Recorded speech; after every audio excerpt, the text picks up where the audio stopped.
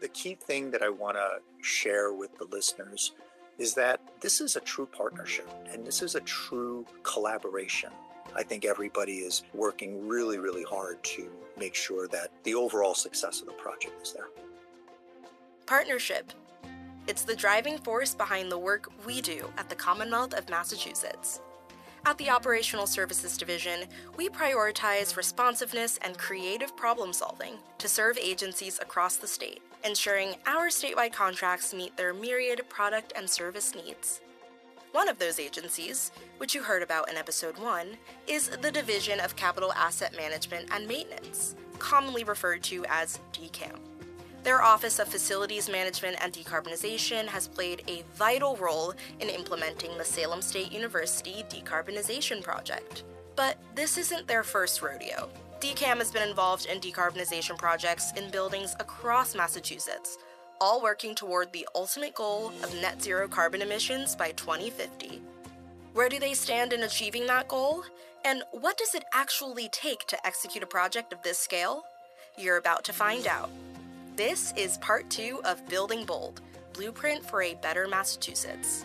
Today, you'll hear from several key players in the Salem State Decarbonization project, including Betsy Isenstein and Krista Lillis from DCAMM, and Luigi Marcone, Assistant Vice President for Capital Planning and Facilities at SSU.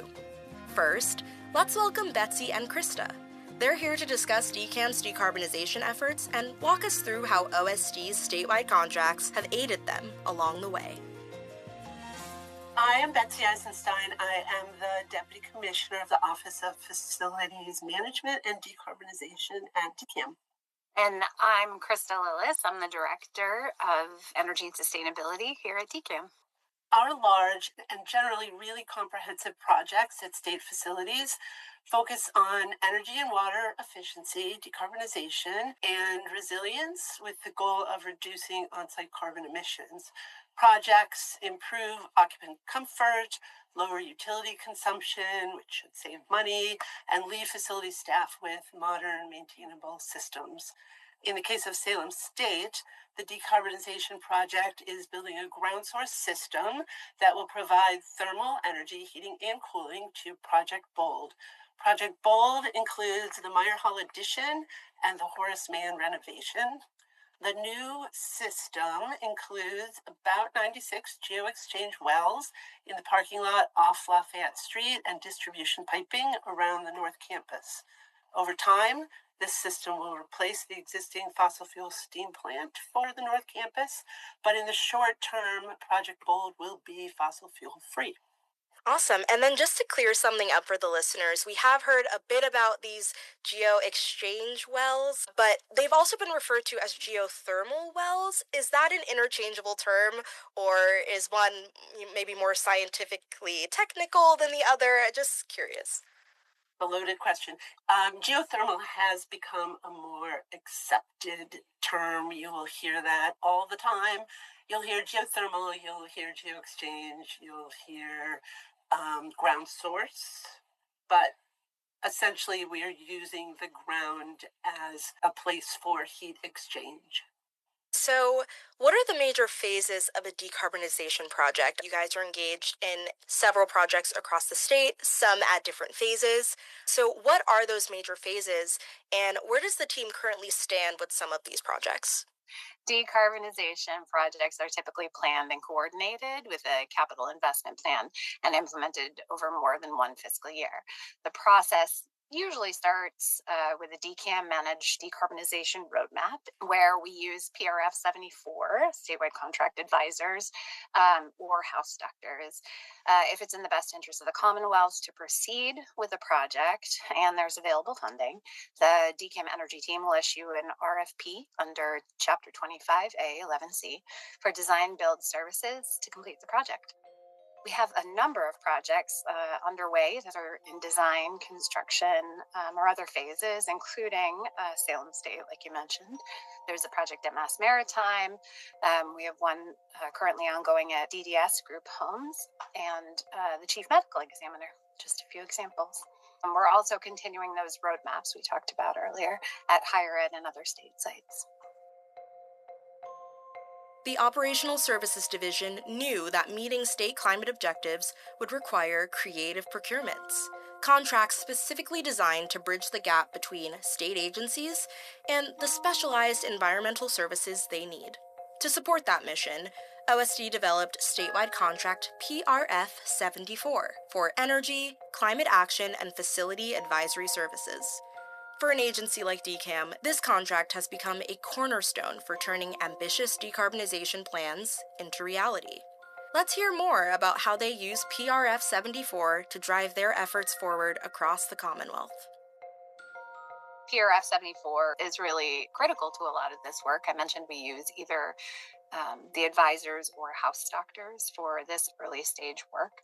And the goals of these projects are to conduct the campus decarbonization roadmaps. I've mentioned that a few times. And the roadmaps identify actionable carbon, energy, and water reduction projects to address a reduction or elimination of emissions from on-site fossil fuels, with the goal to build towards an overall campus strategy for decarbonization. So those roadmaps really set the goals for the campus, but also identify what those projects are, whether they're large ones or interim projects or improvements that campuses, facilities, staff can make to get towards that overall goal. The advisors are usually asked under our energy decarbonization roadmaps to assist in 3 phases of the roadmap. That's the facility existing conditions review, looking at the facility, where are the mechanicals at end of life equipment, all of that, where are the opportunities, and then to put together recommended decarbonization projects, and ultimately a decarbonization implementation plan. All of those projects, again, large and small, to help us all reach our goals. Ideally, we're looking for a preliminary list of the specific decarbonization projects that reduce emissions, EUI, energy use intensity, and fossil fuel consumption at each campus, and that one priority phase 1 project, which is what is being implemented at Salem State. While contracts like PRF 74 provide the expertise needed to reach climate goals, there are other ways to use statewide contracts with sustainability in mind. Environmentally preferable products, or EPPs, are integrated into OSD's contracts to encourage responsible purchasing that is cost-effective and reduces impacts on climate, public health, and the environment. In fact, about 1/3 of Salem State University's statewide contract spending is on EPP products. Let's hear how these offerings contribute to the university's broader mission. Thank you for having me here. My name is Sally Ann Lopez. I'm the Vice President of Finance and Facilities and Chief Financial Officer for Salem State University.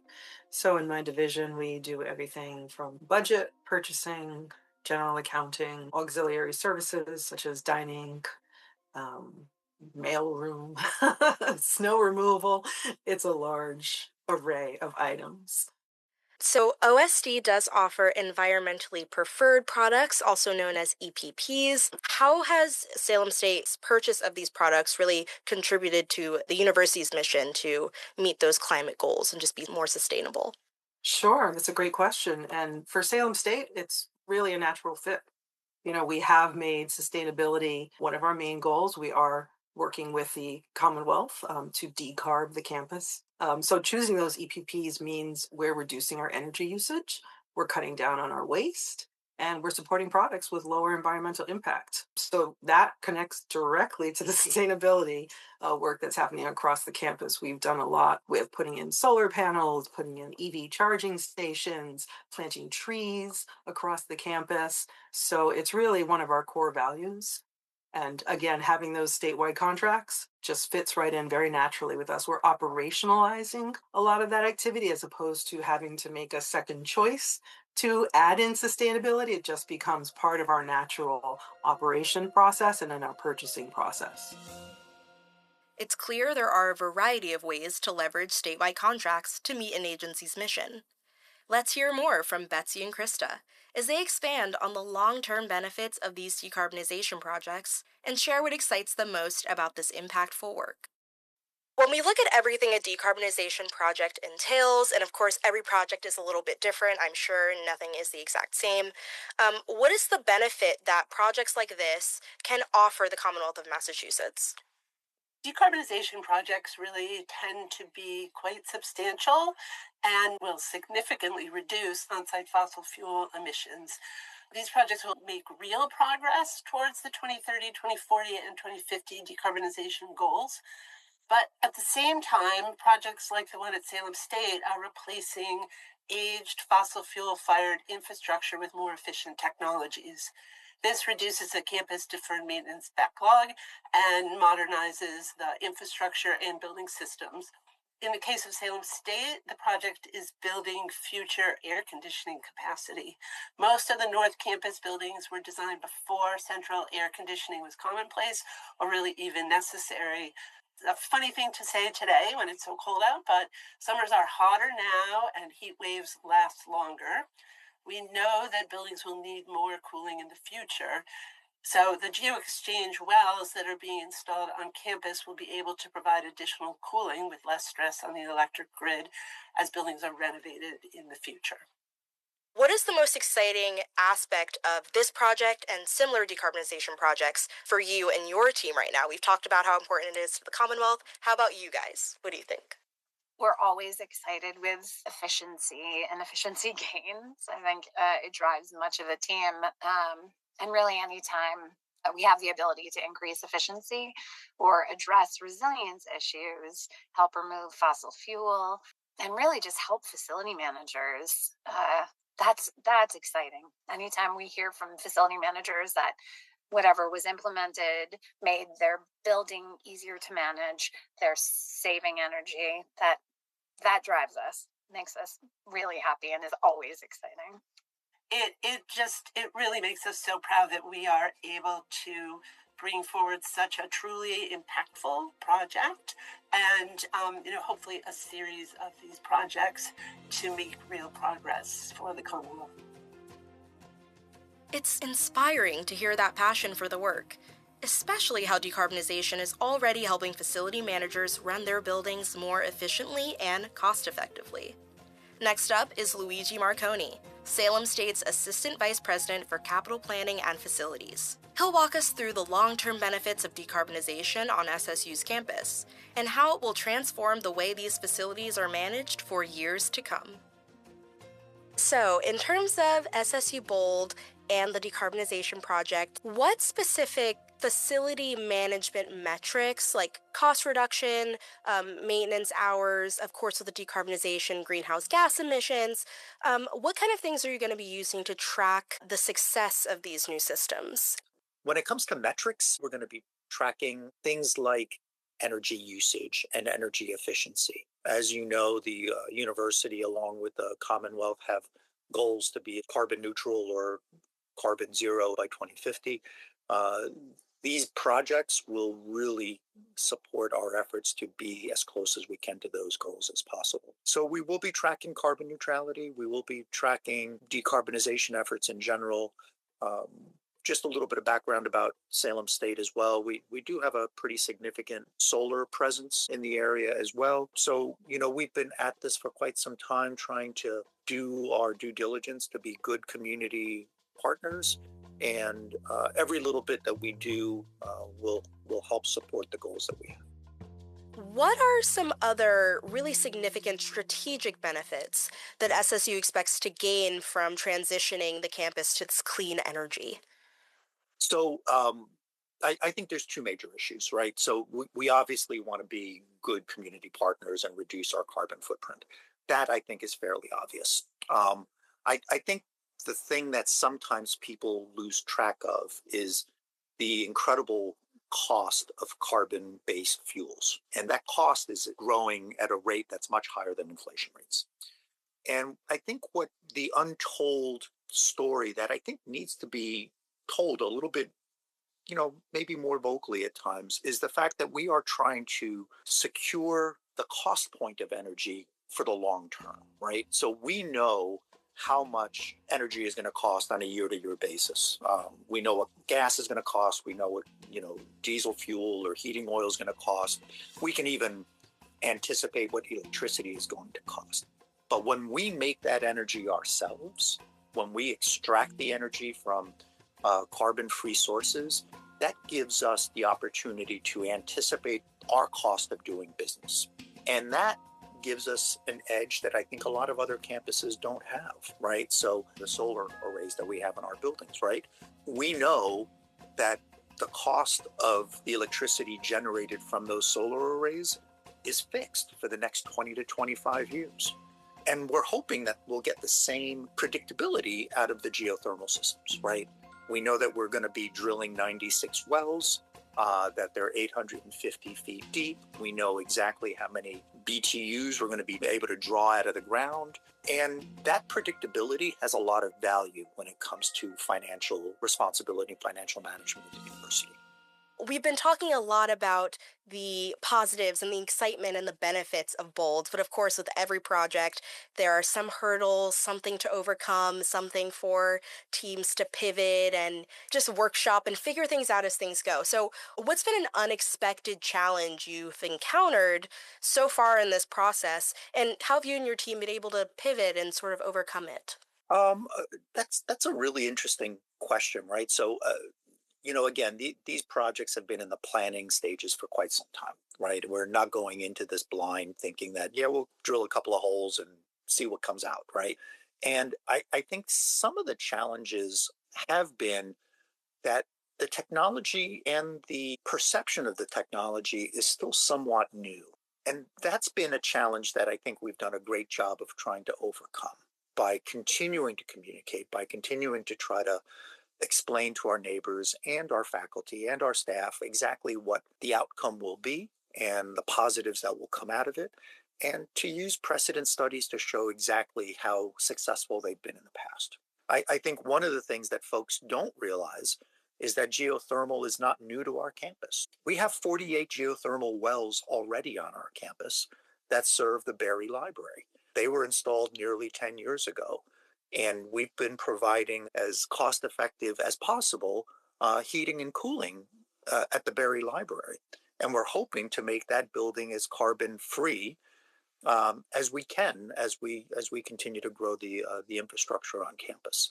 Having that outreach and just educating and informing people about the changes that are being made in their backyard is, I'm sure, very, very reassuring. And, communication throughout all of these types of projects is so important. It is. And I know you guys are working really hand in hand with DCAMM with all of this. So what has that communication and collaboration with them been like? I think the key thing that I want to share with the listeners is that this is a true partnership and this is a true collaboration. There is no one person or no one entity that's driving things forward. I think everybody is working really, really hard to make sure that the overall success of the project is there. I hope you learned something today, because I sure did. Hearing about the incredible work DCAMM is doing across the state to reach net zero carbon emissions is truly inspiring. And it's rewarding to know that OSD's statewide contracts are helping to pave the way. As Luigi Marcone shared at the beginning of this episode, partnership and collaboration are the true driving forces behind this mission. Whether it's SSU partnering with the Commonwealth on Project Bold, or OSD working with agencies like DCAMM to strategically utilize contracts like PRF 74, it really does take a village. In our third and final episode, Luigi Marcone and SSU Provost David Silva return to discuss how Project Bold will impact academics at Salem State for years to come. We'll even hear from students to get a first-hand perspective on how their campus experience will improve as a result of this work. This concludes Building Bold Part 2, The Path to Net Zero. To learn more about the Operational Services Division, its procurement activities, and statewide contracts, visit mass.gov/OSD, follow us on social media at mass_OSD, or check the links in the description. Thank you to Salem State University for collaborating with OSD, and to DCAMM's Facilities Management and Decarbonization team for sharing their expertise with us today. This podcast was produced, audio engineered, and edited by me, Layla Palmer. We'll see you in Part 3 for the grand finale. Until then, thank you for listening.